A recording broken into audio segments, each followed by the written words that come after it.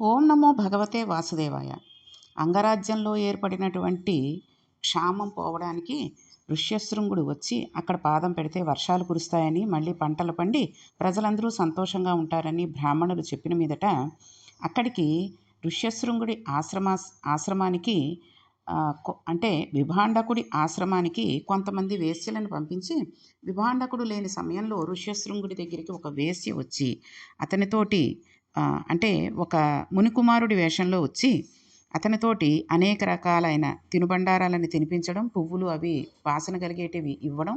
ఆ తర్వాత అక్కడికి ఆమె మునికుమారుడి వేషంలో ఉన్నప్పటికీ అతనిని ఆలింగనం చేసుకోవడం వంటి పనులు చేసి అతనిలో సంతోషాన్ని పెట్టి ఆమె కాసేపు అక్కడే ఉండిపోయింది.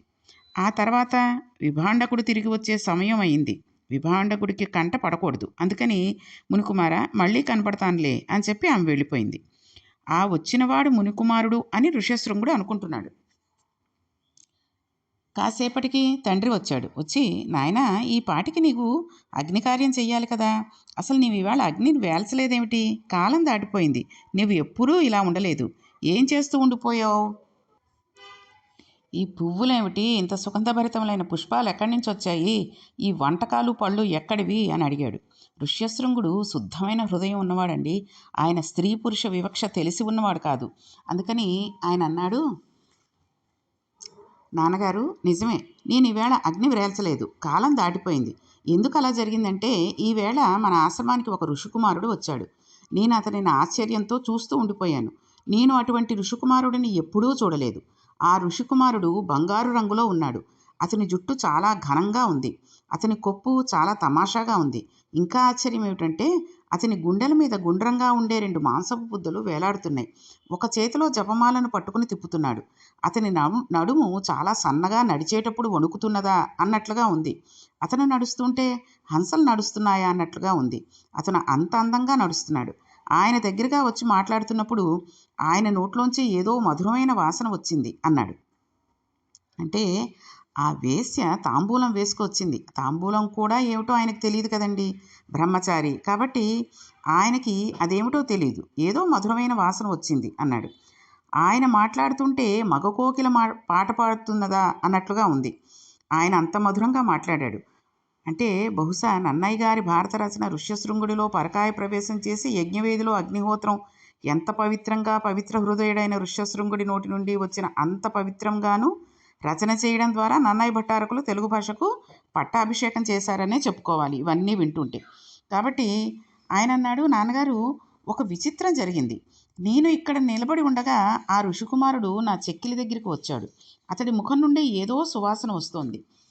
మంచి సువాసన వస్తున్న ముఖాన్ని నా దగ్గరగా తీసుకొచ్చాడు. అతని ముఖంలోని సువాసన నా నాసాపుటములకు సోకింది. ఏమిటి ఇతని ముక్కులోంచి ఇంత సువాసన అని నేను అనుకుంటూ ఉండగా అతని పెదవులు నా బుగ్గకు చేరాయి. చేరినప్పుడు అప్పుడు ఏదో శబ్దం వచ్చింది. ఆ శబ్దం ఏమిటో నాకు అర్థం కాలేదు. అలాంటి శబ్దం నేను ఇంతకుముందు వినలేదండి అన్నాడు. అంటే ఇంతకుముందు అక్కడ ఏం జరిగిందో తెలిసే ఉంటుంది కదండి. ఆవిడ ఆయనను ముద్దు పెట్టుకుంది. నన్నయ్య గారు ముద్దు అన్న మాటను పద్యంలో వాడలేదు అసలు. ఇది ఆయన కవిత్వానికి ఉన్న గొప్పతనం. ఋష్యశృంగుడికి ముద్దు అంటే ఏమిటో తెలియదు కదండి, అందుకని పద్యంలో వాడలేదు. ఋష్యశృంగుడికి తెలియని ముద్దును నన్నయ్య గారు వాడకూడదు. కాబట్టి ఋష్యశృంగుడు ఎలా మాట్లాడాడో అలాగే నన్నయ్య గారు పరకాయ ప్రవేశం చేసి మనకు విషయాన్ని తెలియజేశారు. ఆయనకి మొత్తం తెలుగు జాతి సాష్టాంగపడి నమస్కరించాలండి. అసలు ఆయన పద్యాలను అంత అద్భుతమైన రచన చేశారు. ఆ శబ్దం చాలా మృదువుగా ఉంది, చాలా మనోహరంగా ఉంది అన్నాడు తప్పితే ఆ శబ్దం ముద్దు అని ఆయన అనలేకపోయాడు. ఋష్యశృంగుడు ఎంత అగ్నిహోత్రం లాంటి వ్యక్తియో చూడండి. ఋష్యశృంగుడు తన అటువంటి వ్యక్తి ఇంకెవరూ ఉండరు అనేటటువంటి విషయం కూడా ఆయనకు తెలియదు. కాబట్టి మనం తెలుసుకోవాలి అంటే ఋష్యశృంగుడు లాంటి మనిషి ఆయన తప్పితే ఇంకొకడెవరూ లేడు అనే తెలుసుకోవాలి. కాబట్టి ఇంకా చెప్తున్నాడు, నాన్నగారు, ఆ బ్రహ్మచారి ముఖం కాదు, అది ఒక పద్మం, అలా ఉంది అని ఇంకా అన్నాడు. నాన్నగారు, మనం జింక చర్మం కట్టుకున్నాం, కానీ ఆ మునికుమారుడు పంచె కట్టుకున్నాడు. ఆ పంచెను పట్టుకుంటే అది ఎంతో మృదువుగా ఉంది. అంటే ఆయనకు అసలు లోకంలో అంత మెత్తటి బట్ట ఉంటుంది అని కూడా తెలియదు. పుట్టినదాదిగా చింగచర్మంతోనే ఉన్నాడు. అంటే ఎంతటి ఊర్ధ్వరేతస్కుడో, ఎంతటి బ్రహ్మచర్యం నందు ఓలలాడేవాడో చూడండి. నాన్నగారు, నేను ఎప్పుడూ అటువంటి బట్ట చూడలేదు. మనం దర్భలతో తాడు కట్టుకుంటాం, కానీ అతను బంగారం లాంటి తోలు పట్ట అని ఒకదానిని పెట్టుకున్నాడు. అదేమిటో నాకు తెలియదు అన్నాడు. యథార్థానికి అది వడ్డాణం. ఆమె స్త్రీ అని, ఆమె బంగారపు వడ్డాణం పెట్టుకున్నది అని తెలియదు. దర్భల తాటికి బదులుగా బంగారంతో చేయబడిన ఆభరణం ఏదో పెట్టుకున్నాడు. ఇది చాలా విచిత్రంగా ఉంది. నడుముకు అది పెట్టుకుని పాదాలకు ఏదో మోగుతూనో పెట్టుకున్నాడు అన్నాడు తప్పితే ఆ వస్తువుల పేర్లు కూడా ఆయనకు తెలియదు. అలా పెట్టుకుని వంగి కిందపడ్డ పువ్వులు పళ్ళు తీస్తున్నప్పుడు భలే చమత్కారంగా ఉన్నాడు. అంటే ఆయన నోటి నుంచి చెప్పలేకపోతున్న రీతిలో ఆయన ఇంద్రియాలు మాత్రం స్పందించాయి. ఇది కావాలి రోమపాదుడికి. అంటే ఇప్పుడు వేశ్యది విజయమని మనం గుర్తించవలసి ఉంటుంది. ఆమె తాను కావాలనుకున్నది సాధించింది. ఆయన మనసులోనికి ప్రవేశించింది. అదేమిటో ఆయనకు తెలియకపోవచ్చు, కానీ అలా ఆయన మనసును కదపగలిగిన రూపంగా ఆయనలోకి వెళ్ళిపోయిందనమాట. ఆయన ఇంకా అంటున్నాడు ఋష్యశృంగుడు, నాన్నగారు, ఆమె అనలేదు, అతడు పువ్వులు తెచ్చాడు. వాటిని నన్ను పూజకు వాడుకోమని చెప్పాడు. వాటి నిండా తుమ్మెదలే. మనం కూడా పూజకు పువ్వులు వాడదాం, కానీ వాటి మీద ఎప్పుడూ తుమ్మెదలు వాలడం నేను చూడలేదు అని చెప్పాడు. ఈ మాటలన్నీ వినేసరికి విభాండకుడు తెల్లబోయాడు. ఆడది అని కానీ, ఎవరో కాంత అని కానీ ఋష్యశృంగుడు అనలేదు.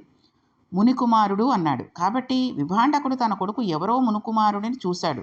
ఎంతో బాగున్నాడని అనుకున్నాడు తప్పితే ఎందుకైనా మంచిదని అనుమానం వచ్చింది అంటే, అనుమానం వచ్చి ఆయన అన్నాడు, నాయనా, తపస్సును చెడగొట్టడానికి రాక్షసులు మాయావేషాలలో తిరుగుతూ ఉంటారు. ఎప్పుడూ భగవంతుని యందు మనస్సు నిలబెట్టాలనుకున్న మనం విశేషమైన సుగంధంతో కూడిన పువ్వులను దగ్గర పెట్టుకోకూడదు. అవి మనసును ఆకర్షించి కదుపుతాయి. అవి 5 ఇంద్రియాలతో శబ్ద, స్పర్శ, రస, రూప, గంధాలను ఆకర్షిస్తాయి. ముక్కు కదిలితే క్రమంగా మనసు కదులుతుంది. అందుకని చాలా తక్కువ వాసన కలిగిన పువ్వులను వాడాలి తప్పితే ఎక్కువ సువాసనలు కలిగిన పువ్వులను వాడకూడదు. అటువంటి ఎక్కువ సువాసన కలిగిన పువ్వులను వాడితే అవి మనస్సును ఇంకొక వైపుకు కదుపుతాయి. కాబట్టి మనం ఇటువంటి పువ్వులు వాడకూడదు. వీటన్నిటినీ నువ్వు ఎందుకు అంగీకరించావు? కానీ ఇకపైన మునికుమారుడు వచ్చినప్పుడు జాగ్రత్తగా ఉండు అన్నాడు. ఋష్యశృంగుడు, అలాగే నాన్నగారండి అన్నాడు. తండ్రి ఇవి వాడకూడదని అన్నాడు, కానీ వాటితో కలిసి తిరగవద్దు అని చెప్పలేదు కదా. ఆ వచ్చినవాడు రాక్షసుడు కాదు, మునికుమారుడు అనే అనుకున్నాడు. ఇక్కడ నన్నయ్య గారు ఒక మాట అన్నారు. చనుదెంచి తరుణి మునినందను చిత్తమ్మునకు వైకృతము చేసి విలాసినుల సహాలాప సహాసన సహాయానములు బంధు సమములు కావే. ఇది అసలు చెప్పాలంటేనండి, ఆరణ్య పర్వంలో ఉన్నటువంటి ఈ పద్యం బ్రహ్మచారులను ఉద్దేశించి చెప్పిన మాట. బ్రహ్మచర్యంలో ఉండేవాడు బహుజాగ్రత్తగా ఉండాలి. కావాలని వచ్చిన ఆ కాంత ఇంత గొప్ప మహర్షి మనసును కదిపేసింది. విలాసినులు అనే మాట అందరి ఆడవాళ్ళని ఉద్దేశించి చెప్పే మాట కాదు, కానీ పరమ పవిత్రమైన చిరునవ్వు ఉన్న తల్లులు ఉంటారు. సీతమ్మ తల్లి, కామాక్షి, జగన్మాత, శ్రీలక్ష్మి, దమయంతి, ఇటువంటి తల్లులు ఎందరో ఉన్నారు. వాళ్ళు పరమ పవిత్రులు. ఆ మాటలు అందరి కాంతలను ఉద్దేశించి చెప్పే మాటలు కాదు. విలాసినులు అంటే సోయగంగా చూసి ఆకర్షించే ప్రయత్నం చేసేవాళ్ళు, కొంచెం హీనమైన మనప్రవృత్తి కలిగిన వాళ్ళు. విలాసినులతో కలిసి నవ్వడం, వాళ్ళతో కలిసి కూర్చోవడం, వాళ్ళతో కలిసి తిరగడం వంటివి చిట్ట చివరకు కూలదోసే బంధనాలు అన్నారు నన్నయ్య గారు. ఈ పద్యంలో చెప్పినటువంటి నీతిని మనం గుర్తుంచుకుని ఈ పద్యాన్ని కనుక మనం ఈ పెళ్ళి కావాల్సిన పిల్లలకి, చదువుకుంటున్న పిల్లలకి కనుక చెప్పినట్టయితే అది ఎవరికైనా ఉపయుక్తమే కదండి. కాబట్టి అటువంటి వాళ్ళ జోలికి వయసులో ఉన్నటువంటి పిల్లలు ఎప్పుడూ కూడా వెళ్ళకూడదు. ఇది వయసులో ఉన్నటువంటి పురుషులు స్త్రీలను చూసి మోహించడం, అటువంటి స్త్రీలతో కలిసి ఉండడం తప్పనే కాదు. స్త్రీలు కూడా, అంటే ఆడపిల్లలు కూడా పరపురుషుడు వచ్చి మన గురించి వివరాలు అడిగినా, మనతోటి జాలిపడినట్టుగా మాట్లాడినా, మన యందు అనురక్తిగా ఉన్నట్టు మాట్లాడినా కూడా తగు జాగ్రత్త తీసుకుని వాళ్ళకి దూరంగా ఉండడమే మంచిది. కాబట్టి ఈ రకంగా కొంతకాలం అయిపోయింది. మునికుమారుని వేషంలో ఉన్న వేసి ఇతర వేశ్యలతో కలిసి విభాండకుడు లేనప్పుడు అప్పుడప్పుడు వస్తూ ఉండేది, వెడుతూ ఉండేది. ఋష్యశృంగుడు ఆమె పట్ల ప్రీతి చెందాడు. అంటే ఆమె అని మనం అనుకుంటున్నాం, కానీ ఆమె పురుషుడనే అనుకుంటున్నాడు ఋష్యశృంగుడు. ఆమె స్త్రీ అని కానీ, ఆమె యందు కామోద్రేకం కానీ ఆయనకు లేవు. ఆ వచ్చినవాడు విచిత్రంగా ఉన్నాడని మాత్రమే అనుకునేవాడు. ఒకనాడు ఆమె ఋష్యశృంగుడిని తన ఆశ్రమానికి రమ్మనమని కోరింది. ఆ ఆశ్రమాన్ని కూడా చూద్దామని ఈయన బయలుదేరాడు. అరణ్య మార్గంలోకి తీసుకువెళ్ళి ఆమె రోమపాదని అంగదేశంలోకి ప్రవేశింపజేసింది. ఎప్పుడైతే ఋష్యశృంగుడు అంగదేశంలోకి అడుగుపెట్టాడో వెంటనే దేవతలందరూ వచ్చేశారు. నల్లని మబ్బులు దొంతరలుగా వచ్చి బ్రహ్మాండమైన వర్షం పడిపోయింది. అయితే తీసుకువచ్చిన ఋష్యశృంగుణ్ణి మళ్ళా వెనక్కి తీసుకువెళ్ళి విడిచిపెట్టడం సామాన్యం కాదు. ఇప్పుడు ఆయన రాజ్యంలోకి వచ్చాడు అంటే చాలామందిని చూశాడు. చాలామంది జానపదులని, జంతువుల్ని, తండ్రుల్ని, కొడుకుల్ని, కూతుల్ని, మనవల్ని, మునిమనవల్ని, గృహస్థుల ఆశ్రమాల్ని, వీటన్నిటినీ చూశాడు. తన కొడుకు తపశ్శక్తిని ఇలా వాడుకున్నట్టు విభాండకుడికి తెలిస్తే ఇబ్బంది ఏర్పడవచ్చు. రోమపాదుడు చాలా తెలివైనవాడు. కొంతకాలం పాటు ఋష్యశృంగుని ఉద్యానవనంలో గోశాలయందు ఉంచి తర్వాతి కాలం నందు తన అంతఃపురానికి తీసుకువెళ్ళి తన కుమార్తె అయినటువంటి శాంతాదేవినిచ్చి వివాహం చేశాడు. ఎప్పుడో అప్పుడు బ్రహ్మచర్యాన్ని విడిచిపెట్టి గృహస్థాశ్రమంలోకి వెళ్ళవలసిందే కదా. అందుకని శాంతాదేవినిచ్చి వివాహం చేశాడు. శాంతాదేవిని వివాహం చేసుకుని ఎంతో సంతోషంగా ఋష్యశృంగుడు అక్కడ ఉన్నాడు. ఇక్కడ విభాండకుడు తన కొడుకు కనబడడం లేదని చూశాడు. ఒకసారి దివ్య దృష్టితో చూస్తే తన కొడుకు రోమపాదుడి దగ్గర ఉన్నాడని తెలిసింది. తన కొడుకును వెతుక్కుంటూ వెడుతుంటే ఒకచోట పెద్ద గోసంపద కనబడింది. అక్కడి వారు విభాండకుడితో అన్నాడు, అయ్యా మహర్షి, ఇదంతా నీ కుమారుడైన ఋష్యశృంగుడిదే అన్నారు. వీడు ప్రయోజకుడయ్యాడు. వీడు గృహస్థాశ్రమంలోకి వెళ్ళాడు. వీడికి తగిన ఇల్లాలు దొరికింది. నాకొక సమస్య తప్పింది. ఇతడు మంచి ఇల్లాలనే పొందాడు అని అనుకున్నాడు విభాండకుడు. తన కుమారుడి దగ్గరికి వెళ్ళాడు. కోడలు శాంతాదేవి శీలాన్ని చూశాడు. ఇంత మంచి కోడలు రావడం కన్నా కావాల్సిందేమున్నది? నా ఆశ్రమం తరించింది అని తన కొడుకుని కోడలిని కూడా ఆహ్వానించి ఇద్దరినీ వెంట పెట్టుకుని తన ఆశ్రమ ప్రాంగణానికి చేరుకున్నాడు. తర్వాత ఋష్యశృంగుడికి కుమారుడు కలిగాడు. ఆ విధంగా ఋష్యశృంగుని రాకచేత వానలు పడ్డాయి. ధర్మరాజా, అంతటి మహాతపో సంపన్నుడైన ఋష్యశృంగుడు ఇక్కడకు వచ్చి స్నానం చేసి ఉన్నాడు. అందుకే ఈ సరోవరం ఆయన పేరు మీదుగా వచ్చింది. ఇప్పుడు నీవు విశ్వామిత్రుడు ఉన్న ఆశ్రమంలో ప్రవేశించి చక్కగా నమస్కారం చేసి పక్కనే ఉన్న కౌశికీ నదిలో స్నానం చేసి ఋష్యశృంగ మహర్షి స్నానం చేసిన తటాకం నందు నీవు కూడా స్నానం చేయి. దానిచేత నీవు అపారమైన ఈశ్వర కృపను పొందుతావని రోమస మహర్షి ధర్మరాజు గారికి చెబితే ధర్మరాజు గారు ఆ నది యందు తటాకంలందు స్నానం చేశాడు. తర్వాత వాళ్ళు అటుగా ఈశాన్య దిక్కుగా వెడుతుంటే వాళ్ళకి ఒక గొప్ప నది ఒకటి కనబడింది. ఆ నదికి వైతరిణి అని పేరు. అక్కడికి తీసుకువెళ్ళి రోమస మహర్షి ఒక మాట చెప్పాడు. నీవు ఈ వైతరిణి నదిలోకి ద్రౌపదీదేవితోనూ నీ తమ్ముళ్లతోనూ కలిసి దిగి చాలా జాగ్రత్తగా స్నానం చేయి. ఈ నదిలో చక్కగా పరమభక్తితో ఎవరు స్నానం చేస్తారో వారికి దేవతలందరి అనుగ్రహం కలుగుతుంది. కాబట్టి నీవు ఈ నదిలో స్నానం చేయవలసింది అన్నారు. ఒక్కొక్క నది శక్తి అలా ఉంటూ ఉంటుంది. వెంటనే ధర్మరాజు గారు ఆ నదిలోకి దిగి అందరితో కలిసి స్నానం చేశాడు. స్నానం చేసి బయటకు వచ్చాడు. ముందుగా రోమస మహర్షి, తర్వాత దౌమ్యుడు, ఇతర బ్రాహ్మణులు, ఆ తర్వాత ధర్మరాజు గారు ఆ నదిలో స్నానం చేశారు. ఆ తర్వాత రోమస మహర్షి ధర్మరాజు గారితోటి, ఇప్పుడు నీవు ఈ నదీ స్నానం వలన తేజస్సుని పొందావు అని చెప్పాడు. ఇప్పుడు ధర్మరాజు గారు, నేను ఆ నదిలో స్నానం చేసి నిలబడినప్పుడు నాకు సమస్త లోకాలు కనబడ్డాయి. వైఖానసులు చేస్తున్న వేదనాదం నాకు వినబడింది అన్నాడు. వెంటనే రోమస మహర్షి అన్నాడు, నీవు కారణజన్ముడివి. నీవు సామాన్యుడివి కాదు. నీవు విశేషమైన తేజస్సు కలిగిన వాడివి. ఇక్కడికి 30,000 యోజనాల దూరంలో వైఖానసులు నీవు విన్న వేదనాదాన్ని చేస్తూ ఉంటారు. ఈ నదిలో నిలబడిన కారణం చేత అది నీకు వినబడింది. దాని వలననే నీవు ఎంతటి తేజోమూర్తివో తెలుస్తోంది. అంత గొప్ప నదిలో స్నానం చేసి అటువంటి దర్శనాన్ని పొందవు. నీ వంటి వాడితో కలిసి యాత్రకు రావడం నా అదృష్టం అని అన్నాడు. తర్వాత రోమస మహర్షి ఆయనను ఒక ప్రత్యేకమైన ప్రదేశానికి తీసుకువెళ్ళి ఆ ప్రదేశాన్ని గురించి చెప్పాడు.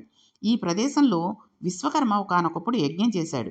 యజ్ఞం చేసి దక్షిణ భారతదేశం దక్షిణాన ఉన్న అరణ్యాలతో కొండలతో సహా భూమినంతటిని కూడా ఆ యజ్ఞంలో ఋత్విక్కుగా ఉన్న కశ్యప ప్రజాపతికి దానం చేశాడు. అందువలన ఈ దక్షిణ దిక్కున ఉన్న భూమి అంతా కశ్యప ప్రజాపతికి చెందింది. అప్పుడు భూమికి ఆగ్రహం కలిగింది. నేను కశ్యప ప్రజాపతికి చెందను, నేను ఆయన చేత స్వీకరించబడను అని సముద్రంలోకి వెళ్ళిపోయింది. వెళ్ళిపోతే తనకి ధారపోయబడిన భూమి తనకి దక్కకుండా ఉండడం తనకి అవమానం కనుక కశ్యప ప్రజాపతి భూదేవిని గురించి తపస్సు చేశాడు. అనుగ్రహించిన భూదేవి మళ్ళా సముద్రంలోంచి వేది రూపంలో పైకి వచ్చింది. వేది అంటే హోమం చేసే ప్రత్యేకమైన కుండము అని అర్థం. వేది రూపంలో వచ్చి పైకి వచ్చేసింది. కాబట్టి ధర్మరాజా, భూదేవి వేది రూపంలో పైకి వచ్చిన ఈ వేది మీద నిలబడాలి. ఈ వేది మీద నిలబడినప్పుడు అగ్నిర్మిత్రో యోనిహి అని ఒక ప్రత్యేకమైన మంత్రం ఉంది. ఆ మంత్రం చెబుతూ నిలబడాలి. పరిశుద్ధ హృదయంతో ఎవరు ఆ వేది మీద నిలబడతారో వాళ్ళకి అపారమైన బలం వస్తుంది. ఆ వేది మీద నిలబడడంలో దోషం వచ్చినట్లయితే అది సముద్రంలోకి వెళ్ళిపోతుంది. కాబట్టి నీవు పరమభక్తితో వేది మీదకి ఎక్కి నిలబడు అని చెప్పారు. ధర్మరాజు గారు మంత్రపఠనం చేస్తూ వేది మీదకి ఎక్కి కిందకి దిగారు. అది సముద్రంలోకి కుంగలేదు. అంటే దానివలన ధర్మరాజు గారు అపారమైన తపశ్శక్తిని, అపారమైన బలాన్ని పొందాడు. ధర్మరాజు గారు రాబో కురుక్షేత్ర సంగ్రామంలో ఎందరో మహితాత్ములని తట్టుకుని విజయాన్ని సంపాదించాలి. అంత పెద్ద విజయాన్ని సంపాదించి ఈ ధరణి మండలానికి అంతటికీ సార్వభౌముడిగా పట్టాభిషేకం పొందాలి అంటే ఎంతమంది దేవతలు అనుగ్రహిస్తే ఆయనకు అటువంటి శక్తి కలుగుతుందండి? అంతమంది దేవతలు అనుగ్రహించడానికి కావలసిన పుణ్యబలం ఉండాలి. అంత పెద్ద పుణ్యబలం రావడానికి అరణ్య పర్వాన్ని, వనపర్వాన్ని ఆరణ్య పర్వంగా మార్చి గురువులైన వారు అనుగ్రహించి ధర్మరాజు గారిని ఎక్కడెక్కడకు తీసుకువెళ్ళి ఏ తీర్థముల యందు, ఏ నదుల యందు ఈ స్నానం చేయిస్తే అటువంటి ఫలితాన్ని పొందుతాడో, ఏ క్షేత్రాలను తొక్కినంత మాత్రం చేత అటువంటి శక్తి పొందుతాడో అటువంటి వాటన్నిటినీ తీసుకువెళ్ళి అటువంటి శక్తిని కట్టబెడుతున్నారు. ఇది గురువుల అనుగ్రహం అంటే. కాబట్టి ఇప్పుడు రోమస మహర్షి ధర్మరాజు గారిని మహేంద్ర పర్వతం మీదకి తీసుకువెళ్ళాడు. ఆ మహేంద్ర పర్వతం మీదనే ఒకప్పుడు పరశురాముడు నిలబడ్డాడు. ఇప్పటికీ అటువైపు ఉన్న క్షేత్రాలన్నిటినీ పరశురామ క్షేత్రాలు అనే పిలుస్తారు. ఒకప్పుడు ఆ భూమిని అంతటినీ కూడా ఆయన కశ్యప ప్రజాపతికి దానం చేశాడు. దానం చేసిన ఈ భూమి నీది అన్నాడు. అందుకే ఆ భూమికి కాశ్యపి అని పేరు. కశ్యప ప్రజాపతి పరశురాముడితో ఈ భూమిని అంతటినీ నీవు నాకు దానం చేశావు కదా, ఇప్పుడు నీవు కొత్తగా నిలబడడానికి భూమి ఎక్కడిది? నీకు ఇక్కడ భూమి లేదు, కాబట్టి నీవు ఎక్కడికి వెళ్ళిపోతావో వెళ్ళిపో అన్నాడు. ఇప్పుడు ఈ భూమి నాది, నాకు దానం చేశాక దీనిని నీదిగా వాడుకోకూడదు, ఇది ధర్మశాస్త్రం అన్నాడు. ఒక వస్తుని మనం ఇదన్నమమా అని చతుర్థి విభక్తి వేసి దానం చేసినట్లయితే ఆ దానం చేసిన దానిని మళ్ళీ ఒకసారి వాడుకుంటాను అని తీసుకోకూడదు. దానం చేసేస్తే ఆ వస్తువు అవతల వారిది అయిపోతుంది. భూమినంతటినీ కశ్యప ప్రజాపతికి ఇచ్చేస్తే ఇక పరశురాముడు నిలబడడానికి భూమి ఏదండి? భూమి లేదు. కాబట్టి నీవు దీని మీద ఉండకూడదు, కాబట్టి నీవు తొలగిపో అన్నాడు కశ్యపుడు. తను నిలబడడానికి భూమి లేదని మహేంద్ర పర్వతం మీద నిలబడి పరశురాముడు అరిచాడు. ఏమని అరిచాడంటే, ఓ సముద్రమా, నాకు కొంత భూమిని విడిచిపెట్టి వెనక్కి వెళ్ళు అన్నాడు. అనగానే సముద్రం, నీవంటే నాకు భయం. ఒక క్షత్రియుడు తప్పు చేస్తే 21 మార్లు భూమి అంతటినీ తిరిగి క్షత్రియులందరినీ చంపావు. నీకు ఎంత భూమి కావాలో నీవే నిర్ణయించుకో. నేను ఎక్కువ ఇస్తే అంతెందుకు ఇచ్చావని, తక్కువ ఇస్తే ఎందుకు తక్కువ ఇచ్చావని నీవు దెబ్బలాడవచ్చు. నీకు ఎంత కావాలో చెప్పవలసింది అంది. అప్పుడు పరశురాముడైతే, నేను నా పరశువుని, అంటే గండ్రగొడ్డలు ఉండేదండి పరశురాముడి దగ్గర, ఎప్పుడూ గండ్రగొడ్డలు ఉంటుంది, దాన్ని విసురుతాను, అది ఎక్కడ పడుతుందో అక్కడి వరకు నీవు వెనక్కి వెళ్ళు అన్నాడు. తన పరశువుని గిరిగిరా తిప్పి విసిరాడు. విసిరినప్పుడు అది ఎక్కడ పడిందో అంత మేరకు సముద్రం వెనక్కి వెళ్ళిపోయింది. ఆ వెనక్కి వెళ్ళిపోతే వచ్చిన ప్రదేశంలో ఏర్పడిన క్షేత్రాలన్నిటికీ పరశురామ క్షేత్రాలు అనే పేరు వచ్చింది. అందుకే పరశురాముడు అక్కడ పూజల కొరకు ప్రత్యేకంగా బ్రాహ్మణులను తీసుకువెళ్ళాడు. తీసుకువెళ్ళి అక్కడ బ్రాహ్మణ్యాన్ని నిలబెట్టాడు. ఉడిపి మొదలైన ప్రాంతాలన్నీ ఆ పరశురామ క్షేత్రాల్లోకే వస్తాయి. ఇది పరశురాముని అనుగ్రహం చేత వచ్చిన భూమి. ఆయన చిరంజీవి, ఆయన అక్కడ ఉంటాడు. ఉండి ప్రతి చతుర్దశి తిథి నాడు మహేంద్రగిరి పర్వతం మీదకి ఒకసారి వస్తాడు. ఆయనకి శిష్య పరంపర ఉంది. శిష్యులందరూ ఆయనను చూసి నమస్కారం చేసి పూజ చేస్తారు. అందుకని వస్తాడు ఆయన అక్కడికి. అందులో అకృతప్రణుడు అని ఒక శిష్యుడు ఉన్నాడు. ఆయన పేరు చిత్రమైన పేరు కదండి. చేయని వ్రణం కలిగినవాడు అని అర్థం. అంటే అకృతప్రణుడు అంటే చేయని వ్రణము కలిగినవాడు. అయితే అకృతవ్రణుడు అనే ఆయన మహేంద్రగిరి మీద కూర్చుని పరశురామ ఆరాధన చేస్తూ ఉంటాడు అని రోమస మహర్షి చెప్పాడు.